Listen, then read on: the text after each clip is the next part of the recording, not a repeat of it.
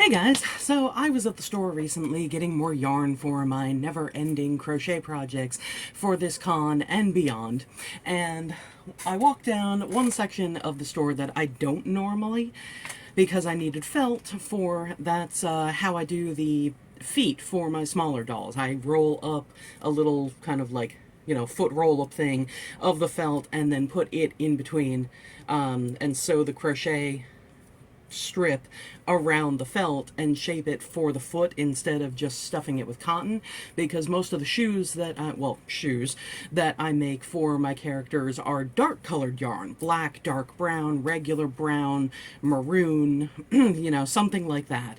And with the shoes especially, they tend to get overstuffed because I want them nice and firm. And so because of that, because of the stretch of the yarn with the crochet, it will show the stuffing through it. So when I do the felt roll-up kind of thing, it completely cancels that out. The yarn doesn't stretch as much, but it's a nice sturdy thing for the feet. Anyway, after that tangent, like I said, section that I'm not normally in, because normally I just go to the yarn, pick out what I need, and go to the checkout.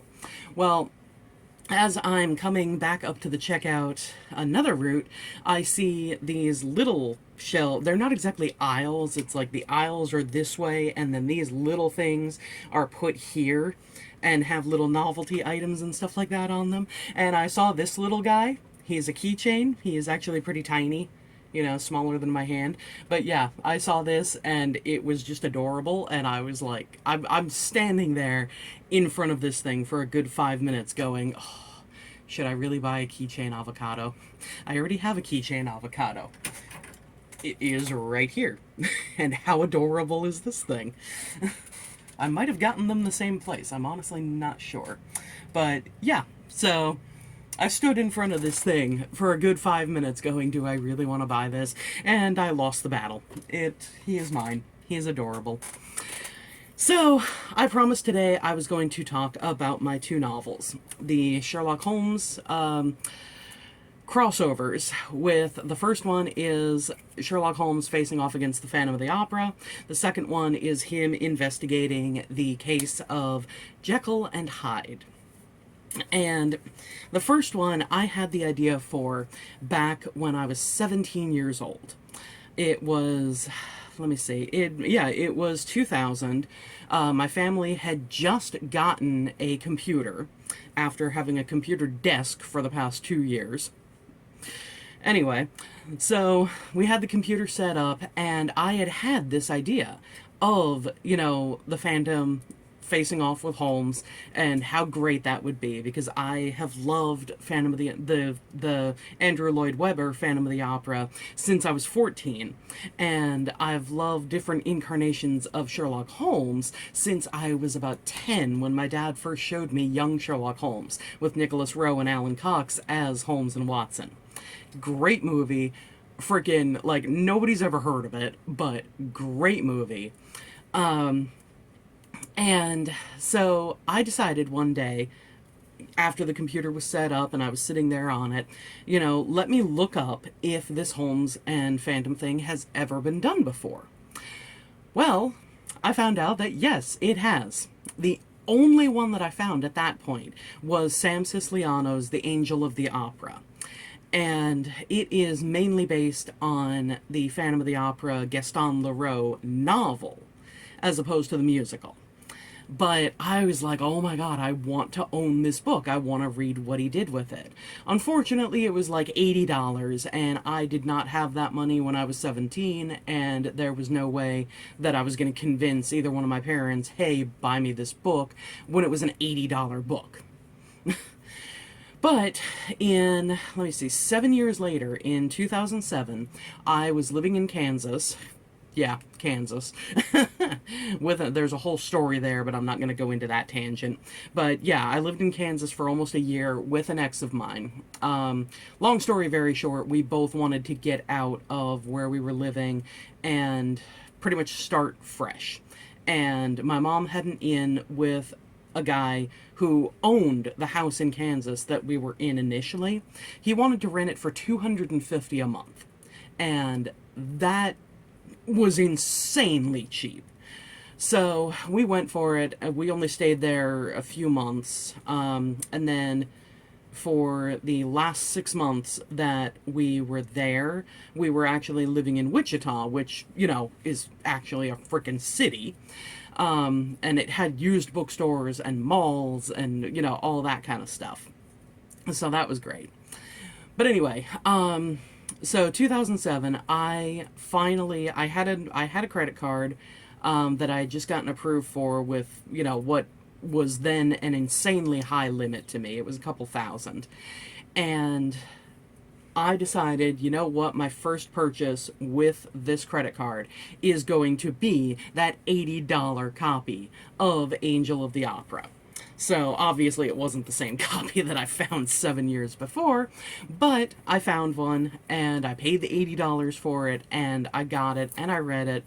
And what kills me is that, well, I'm glad I have the original copy, but what kills me is that they actually reprinted it under the umbrella title of the further adventures of Sherlock Holmes novels that one publisher, Titan Publishing, I think, something like that, has done and released all these different Sherlock Holmes novels by different authors, including reprints of Lauren D. Estelman's books, where he did a Holmes and Jekyll and Hyde novel, a Holmes and Dracula novel, and I think a couple others. But anyway, so I bought this book, I read it, and then I finally decided, you know what, I want to write mine. So I didn't feel that I had a good enough understanding of Holmes, because the only things that I'd really seen were these different movies. Young Sherlock Holmes, Without a Clue, God, what else up to that point? I don't really think anything else up to that point. I don't know, maybe one other thing. I know my dad had tried showing me 7% Solution, but I never really got into it. But yeah, so I decided, okay, let me get the original 56 short stories and 4 novels in the one volume that they always have at Barnes & Noble with the really nice hardcover and, the gold trim and stuff like that on the outside. So I got that and I started reading it, and I read The Adventures of Sherlock Holmes up to the Blue Carbuncle. Never finished the Blue Carbuncle. I did read The Final Problem. I have read a handful of other ones later on. And so after I did that, I was like, all right, I feel like I have a good enough grasp on this character, on him and Watson. I can finally sit down and start writing this Holmes and the Phantom novel. And I based it off of the musical. And this was absolutely a labor of love. It is the only novel that I have written non-linearly and then pieced together, simply because I knew, I know the story of Phantom so well. I know exactly how the play goes. Like, give me a line from Phantom, I will tell you what act it's in, I will tell you what song it's in. That's how many times I've listened to that soundtrack, and I know the play that well. So, yeah, I wrote this thing, and it had so many different, tie-ins with the musical. I had, the characters singing to one another in different scenes where they were not on stages and stuff like that. No, Holmes and Watson were not involved in that. It was just the Phantom characters. But, I look back, I do acknowledge that it was a labor of love. It was something that, meant so much to me then, and that, I did work on as ultimately a tribute to my favorite musical. What was then and will always be my favorite musical. And I look back on it now, and I do kind of cringe, because, I've grown in the last, how long has it been since 2007? 10, 11, 12, 13, 14, what, 16 years? Yeah. I've grown in the past 16 years, and I've realized how kind of tacky and cringy it is to have characters in a novel, you know, singing to one another, especially in, you know, in a non-stage scene where there's no reason for it to happen. On stage, in a movie, it works, but in a book, not so much. And you know, I am proud that I finished it. You know, that I finished writing this thing. I am proud that it has gotten out there in the world. I am proud that it was published. But I wish that I had had the ability to take a step back and realize, hang on, what the heck am I doing? This doesn't translate well to the written word. On stage, on a, you know, movie, it's great, it can work, but in a book, characters singing to one another doesn't. So, you know, it's I'm both proud of it and cringing at it at the same time. But you know, I guess that's kind of a normal thing. You know, it signifies growth, and that is always something good. So, let me go on to the next one that I wrote. The title of the Phantom one is Rendezvous with the Populaire, and the title of the Jekyll and Hyde one is I Will Find the Answer. When I started writing the second one, it was probably let me see, I want to say 2008 or so, and I was in a creative writing class at the community college I went to get my AA. And I don't remember what class it was. I honestly don't remember what spurred this on. But I had recently gotten into, so mainly with Jekyll and Hyde, for a long time, the only songs that I really listened to from it were In His Eyes and This Is the Moment. And, you know, I didn't really know anything. You know, I knew what the general consciousness knows about Jekyll and Hyde. That, you know, Jekyll was the regular guy and he takes this potion and he turns into Mr. Hyde, who's this murderer. And, you know, that was about it. So after, you know, I happened to randomly be listening to different CDs that I had burned back, you know, when you could burn CDs and, you know, make your own arrangement of tracks and stuff like that, thanks to, you know, things like Napster and LimeWire and stuff like that.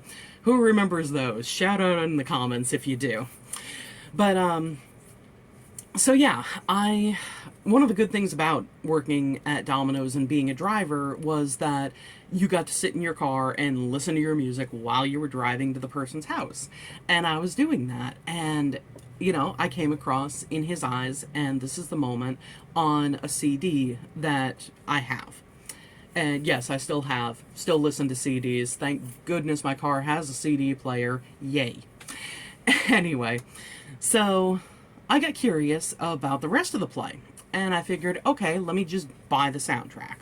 So, went to Best Buy, bought the soundtrack, and listened to it, and I was like, oh my god, these songs are incredible. Why haven't I listened to more of this? Like, what's wrong with me?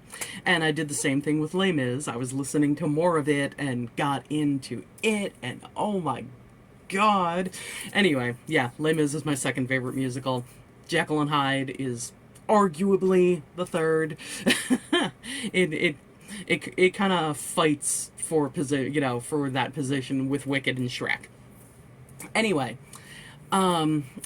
so around that period, you know, when I started listening to Jekyll and Hyde and I was taking this class at Brookdale, I got this idea that was a short story where, you know, it was really just a scene kind of thing of Holmes confronting Jekyll.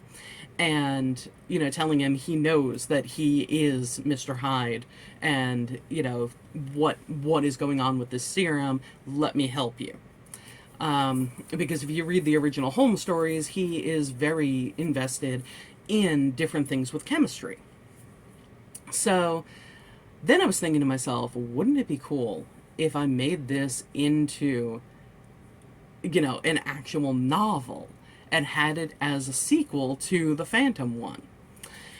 And so that actually grew. I actually have 4 novels total for this thing.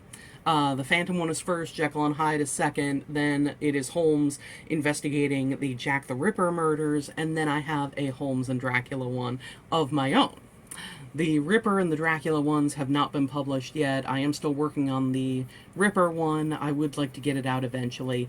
It's hard finding the balance between historical facts and accuracy and everything, and adding the fictional into that, and doing it in a way that is interesting instead of it being just a history lesson with some fictional characters thrown in. But the Holmes and Jekyll and Hyde one, that one, again, I based it on the musical. In the novel, the only person to die is Sir Danvers Carew. Well, the only person that Hyde kills is Sir Danvers Carew. In the musical, the only person of the group that Sir Danvers is in, the only one who survives of the group that Sir Danvers is in is Sir Danvers. So, yeah, the musical is, at the same time, a lot more bloody and a lot less horrifying, because you know that these people are being killed, but, you know, there isn't any gore showing on stage, really. But anyway, so yeah, turned this into an entire novel, and, you know, Holmes is part of it. He's investigating this thing. There's no singing that I mention in this thing. You know, it is just definitely a straight, you know, drama, mystery, tragedy kind of thing. And I like that one a lot better. I like what I did with Holmes. I like what I did with these characters, and I like the direction that it leads for the Ripper novel. Anyway, yeah, I am going to put the links down in the description box below again, and remember, check out my other video where I talk about the giveaway, because that is open until July 21st. And other than that, thanks for watching, guys. I will see you on Friday.